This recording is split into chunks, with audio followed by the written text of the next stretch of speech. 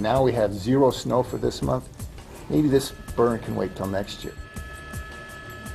This prescribed fire plan for the lower North Fork area, it was created long before the burn ever started. It lays out forecasting, ignition, and this plan if the fire were to escape. But 7 News uncovered the State Forest Service didn't follow its own plan.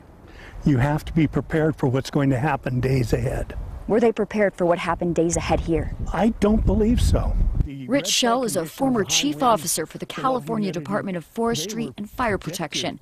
He has a history of studying fire planning, management, protection, and suppression dating back decades.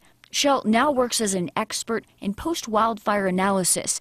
He gets paid to break down what went right or wrong with wildfires.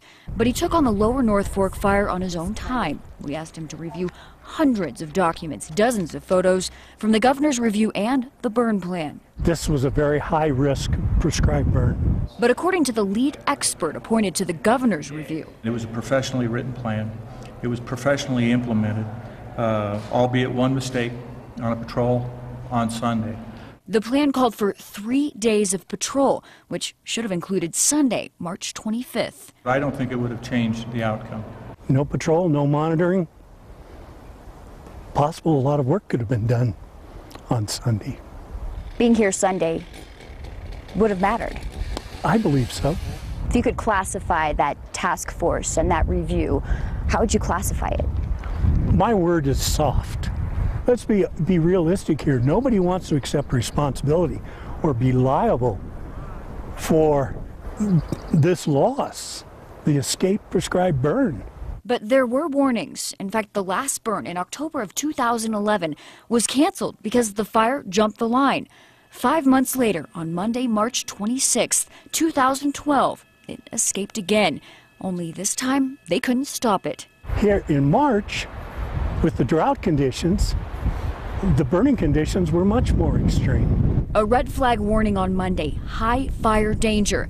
That morning, the engine boss with 2 other men arrived on scene to pack up equipment. I find it concerning that they brought a utility pickup out as opposed to a fire engine on a day that was going to be pretty extreme conditions. What happened next, detailed in these documents obtained by 7 News. With hand tools and a dwindling supply of water, 3 men spent more than 1 hour chasing down spot fires, reigniting faster than they could put them out. At 1:40, they called for 1 engine from the State Forest Service. Less than 1 hour later, the lower North Fork burn declared an escaped fire. In an interview with investigators, the engine boss admitted to running out of water before help arrived.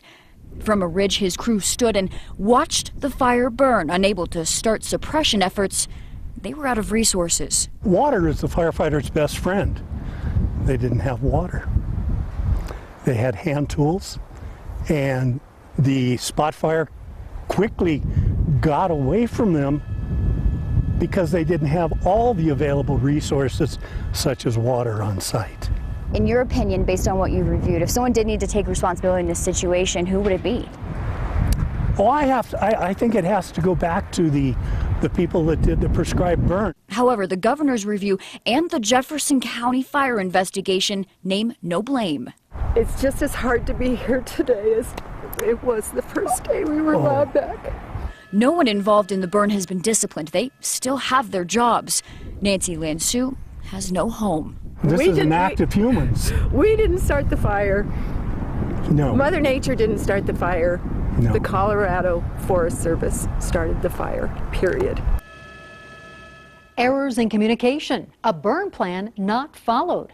So is anyone to blame for the lower North Fork fire? And why is the fire not considered a crime? Up next, we take those questions to the governor. Who's been held accountable for the lower North Fork fire?